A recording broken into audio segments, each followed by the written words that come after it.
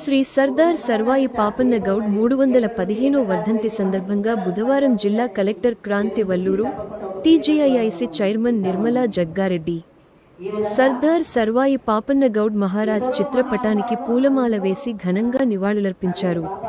ఈ కార్యక్రమంలో సంబంధిత అధికారులు, బహుజన సంఘాల నాయకులు తదితరులు పాల్గొన్నారు.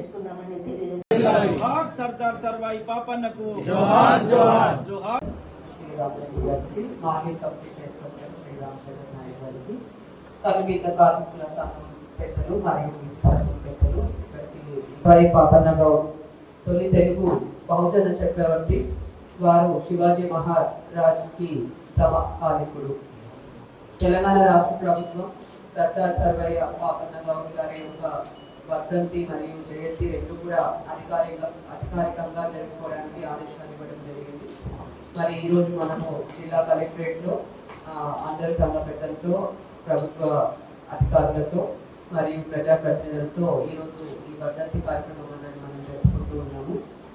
పాప సంవత్సరంలో ఆగస్టు 18న ఉమ్మడి వరంగల్ జిల్లా, నేడు జనగామ జిల్లాలో రఘునాథపల్లి మండలంలో తిలాస్పూర్ అన్న గ్రామంలో జన్మించారు.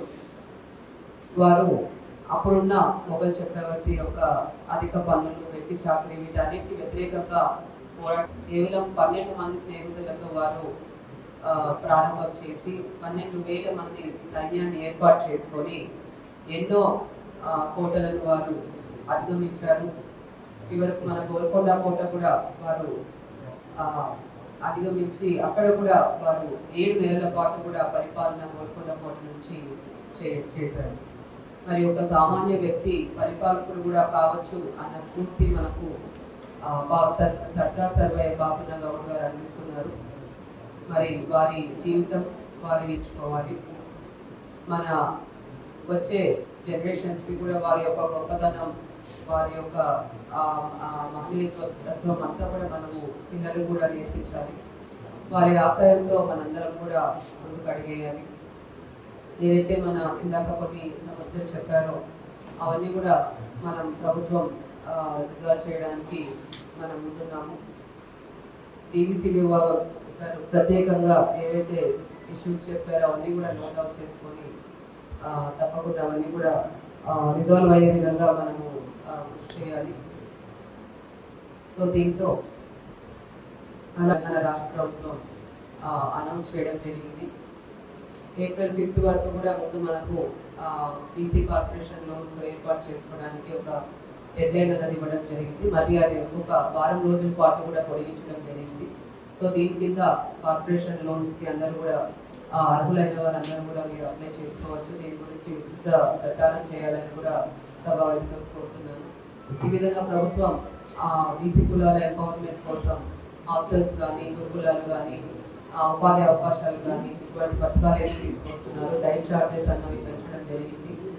సో పిల్లల యొక్క విద్య మరియు వైద్యం కోసం కూడా ఎన్నో కార్యక్రమాలు చేస్తున్నారు. కాబట్టి ఇవన్నీ అవకాశాలు కూడా సద్వినియోగం చేసుకొని అందరూ కూడా బాగా చదివి జీవితంలో పైకి రావాలని కూడా కోరుతూ సెలవు తీసుకుంటున్నాను. సర్దార్ పాపారాయుడు గారి 315 సంవత్సరాల వర్ధంతి. ఈ కార్యక్రమాన్ని అధ్యక్ష వహిస్తున్న జగదీష్ గారికి, ముఖ్య అతిథులు కలెక్టర్ గారికి, అడిషనల్ కలెక్టర్ గారికి, డిఆర్ఓ గారికి, అలాగే సిడిసి చైర్మన్ రామరెడ్డి గారికి, మార్కెట్ చైర్మన్ మాకు కూడా తెలియని విషయాలు కూడా తెలిసిందన్న. మరి అట్లాంటి విషయాలు తెలుసుకొని ఇంకా మనం ముందుకు వెళ్ళాలి.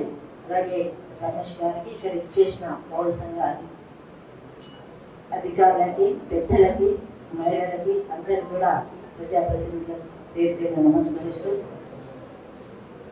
మరి పాపారాయుడు గారు చేసిన సేవను ఇంకా కూడా మనం గుర్తు చేసుకుంటున్నామంటే దాంట్లో ఆయన ఎంత కష్టపడ్డాడో అనేది కూడా మనం తెలుసుకోవాలి. ప్రతి ఒక్కరు కూడా సమాజం కోసం పాటుపడితే మరి ఇలాంటి పేరు రావడం, ఇన్ని రకాలుగా మనం ఆయనను గుర్తించుకోవడం జరుగుతుంది. అంటే చిన్న కుటుంబంలో పుట్టిన తండ్రి చనిపోయినాక తల్లి మాటతో గీత కార్మికుడిలాగా వెళ్ళిపోయి ఆయన వృత్తి అదే అనుకొని చేస్తున్న సమయంలో మరి ఆయనకి ఏ విధంగా జ్ఞానోదయం ఏంటో తెలియదు, కానీ అంటే తెలియదని కాదు, తెలుసుకున్నా నేను కూడా. అక్కడ అక్కడ ఉన్న మొఘం సామ్రాజ్యం, అక్కడ ఉన్న వ్యక్తులు పోయి పన్ను వసూలు చేయడం, పన్ను వసూలు చేసిన తర్వాత కూడా ఫ్రీగా కళ్ళు ఇవ్వాలని బాగా అరాచ్మెంట్ చేస్తుంటే ఆయనకు చూసి విసుగు వచ్చేసి, వీళ్ళు ఎందుకు మేము చేసిన కష్టాన్ని మమ్మల్ని తిననిస్తలేరు, మరి పన్ను కట్టాలంటే కూడా ఇక్కడ వెళ్ళిన సమయంలో మమ్మల్ని పీక్క తింటున్నారనే ఉద్దేశంతో అనే కోపం వచ్చేసి, మీరెవరు అసలు, మా కష్టం మేము తినాలే కదా నేను కోపం వచ్చి మరి ఒక వ్యక్తిని కొట్టడం జరిగిందన్న. కొట్టిన తర్వాత దాంట్లో మార్పు వచ్చింది. ఇక ఇట్లా ఊరుకుంటే ఇలాగే సతాయిస్తూ ఉంటారు, ఆధిపత్యం చెలాయిస్తారు, ఆధిపత్యాన్ని అణచివేయాలంటే ఏదో ఒకటి చెయ్యాలనే ఉద్దేశంతో తన సర్కిల్లో ఉన్న వాళ్ళందరినీ తీసుకొని 12,000 సైన్యాన్ని తయారు చేసి మొఘలుల సామ్రాజ్యాన్ని మరి ఎదురు తిరిగి ఆ స్థానాన్ని దక్కించుకున్నాం. మరి ఆ సైన్యాన్ని ఎట్లా, ఈయనకి లేని పరిస్థితిలో సైన్యాన్ని ఎట్లా మరి తయారు చేసుకుంటూ వాళ్ళకి ఎట్లా మరి ఆర్థికంగా మరి ఇది చేసిందంటే, ఉన్న వాళ్ళని దగ్గర పోయి వాళ్ళ దగ్గర ఉన్న డబ్బును దొంగిలించి అడిగితే ఎవరు ఇయ్యరు, ఇస్తారా డబ్బు ఎవరైనా ఎవరు ఇయ్యరు. కాబట్టి పెద్ద పెద్ద సామ్రాజ్యంలో పెద్ద పెద్ద వాళ్ళ దగ్గర పోయి దొంగలించుకొని ఆ డబ్బును తీసుకొచ్చి సైన్యానికి పెట్టి మరి ఒక పటిష్టమైన నిర్ణయానికి వచ్చి రాజ్యానికే రాజు అయ్యిండు అంటే అది ఎంత గొప్పతనం చూడండి. ప్రాణాన్ని తెగించి తను అనుకున్నది చేయడానికి మరి నిర్ణయం చేసుకుని ఒక రాజు అయిపోయి, ఒక కోట కాదు, వరంగల్కే కాదు, మన హైదరాబాద్ గోల్కొండ కూడా రాజు కావడం జరిగింది.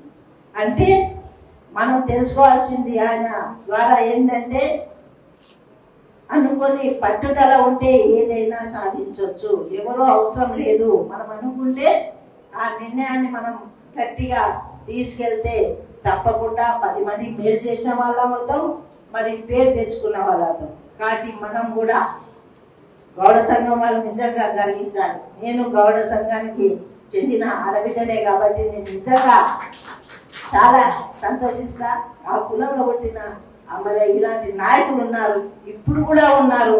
అట్లాంటి ఇంకా కూడా ఎదిగి మన సమాజం కోసం మనం అందరం కూడా పాటుపడి మరి ఈ స్ఫూర్తిదాయకాన్ని ముందుకు తీసుకెళ్దామని తెలియజేసుకుంటూ, అలాగే వీరయాదవ్ చెప్పినట్టు గవర్నమెంట్ ఇప్పుడు కుల బీసీ కులానికి 42% ఇవ్వడం చాలా సంతోషం. మరి అలాంటి గవర్నమెంట్ ఎన్నో గవర్నమెంట్లు వచ్చినాయి కానీ ధైర్యం చేయలే, ముందుకు వెళ్ళలేకపోయారు. కానీ మన ముఖ్యమంత్రి రేవంత్ రెడ్డి గారు ధైర్యం చేసి మరి బీసీ సంఘం కులగణన చేసి 42% మరి అసెంబ్లీలో ప్రవేశపెట్టి దాన్ని మన ప్రజలకు అందించినట్టే నిజంగా మన తెలంగాణ రాష్ట్రం నిజంగా మరి కృతజ్ఞతగా ఉండాలని తెలియజేసుకుంటూ, అన్న 5 ఎకరాల భూమిని ఇప్పుడే కలెక్టర్ నోట్ చేసుకున్నా, తప్పకుండా దాన్ని బౌండరీ ఏపించే వరకు మీతో నేనుంటా, నాతో మీరు ఉండి ముందుకు వెళ్దామని తెలియజేసుకుంటున్నాను.